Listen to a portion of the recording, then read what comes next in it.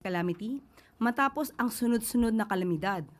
760 million pesos na tulong pinansyal ipinaabot ni Pangulong Marcos sa mga apektadong lugar. Idineklara ngayong araw ni Pangulong Ferdinand R. Marcos Jr. ang National State of Calamity sa hangaring masiguro ang mabilis na aksyon ng pamahalaan at maibigay ang agarang tulong sa taong bayan. Ito ay sa gitna ng sunod-sunod na kalamidad na tumama sa bansa at sa inaasahang sama ng panahon na may posibilidad na maging super typhoon.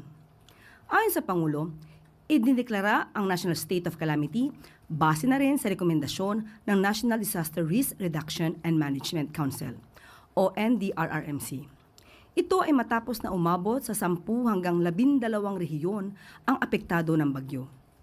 Mahalaga rin ito para sa mas mabilis na access sa emergency funds ng pamahalaan at mapabilis ang procurement para sa mga pangangailangan ng mga biktima ng bagyo.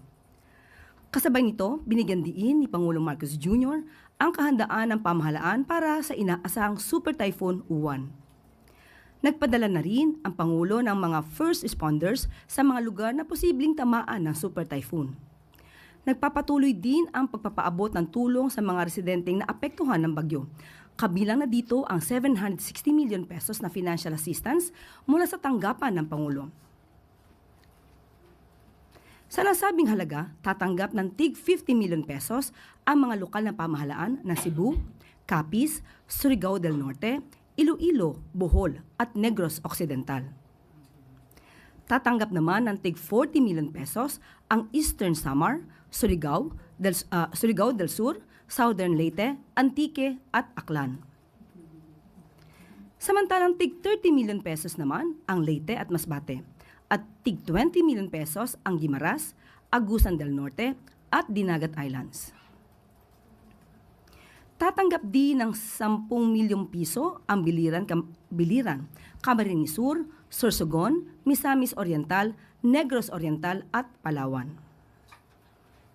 Nagpaabot din si Pangulong Marcos Jr. ng financial assistance na tig 5 million pesos sa Albay, Romblon, Batangas, Northern Samar, Siquijor, Quezon Province, Samar, Agusan del Sur, Laguna, Zamboanga City, Manila City, Camiguin, Occidental Mindoro, Camarines Norte, Zamboanga del Norte at Iligan City. Binigyan din ni Pangulong Marcos Jr. ang hindi bibitaw at hindi iiwan ng pamahalaan ang Cebu hanggat lahat ay nakabangon.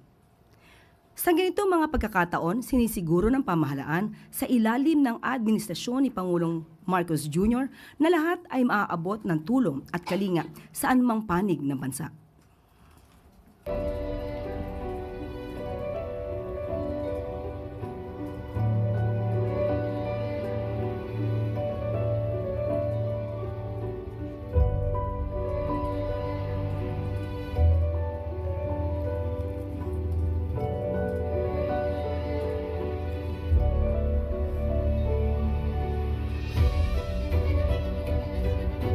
At maaari na po akong tumanggap ng inyong mga katanungan.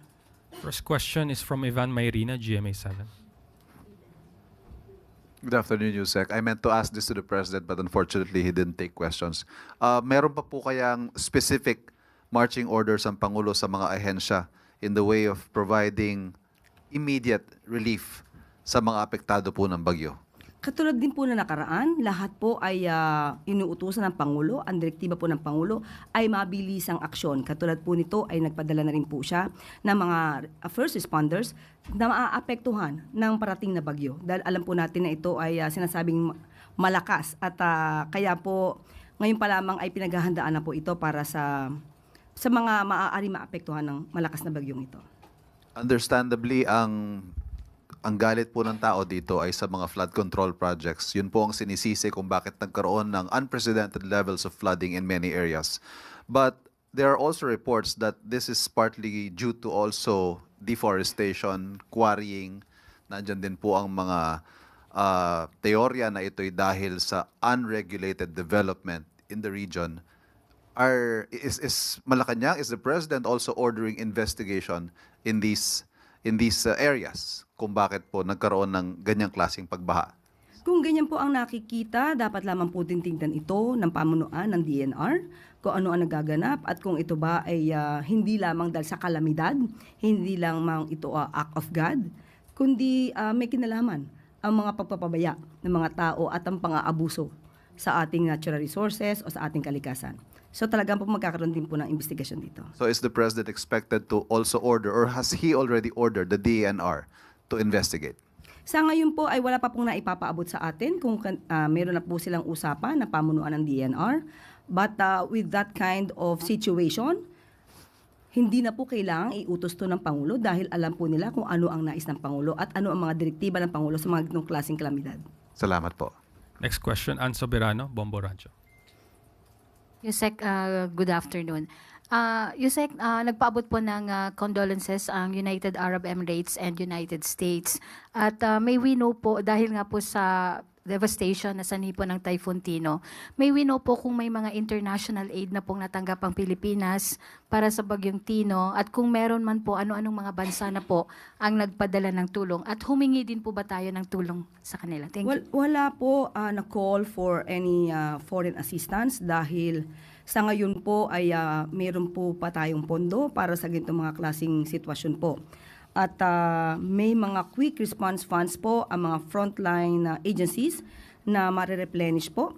At kung ito po ay kukulangin, lalo-lalo na po sa mga LGUs, makakaasa po sila na sila po ay bibigyan po ng tulong mula sa Office of the President. Yung tinatawag po nating local government support funds.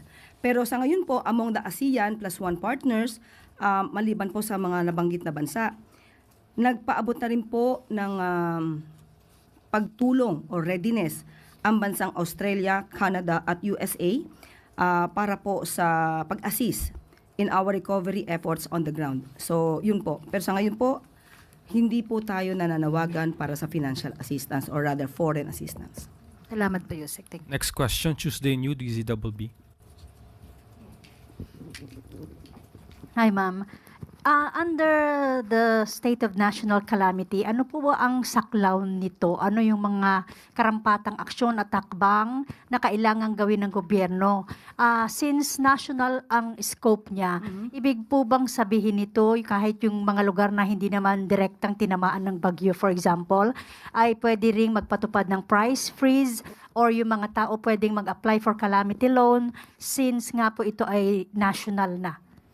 Nakausap po mismo natin ang pamunuan ng DTI at sila po mismo ang patungkol sa price freeze or pag-monitor ng mga halaga ng basic commodities and items. Ito po ay pangkalahatan.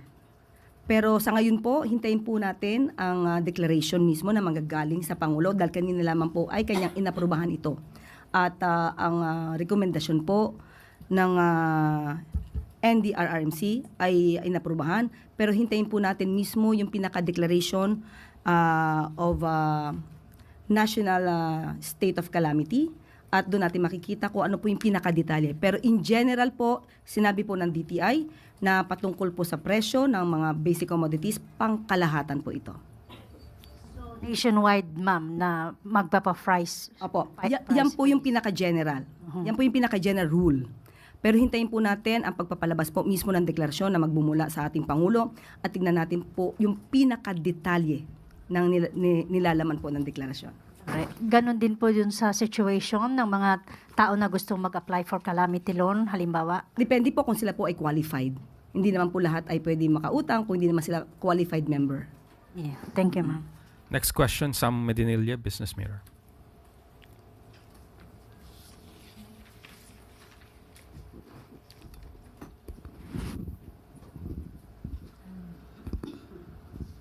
Good afternoon, ma'am. Bali, tatanong ko lang po kung magkano po yung parang existing na emergency fund na pwedeng itap ng government to assist yung areas na naapektuhan ng Typhoon Tino?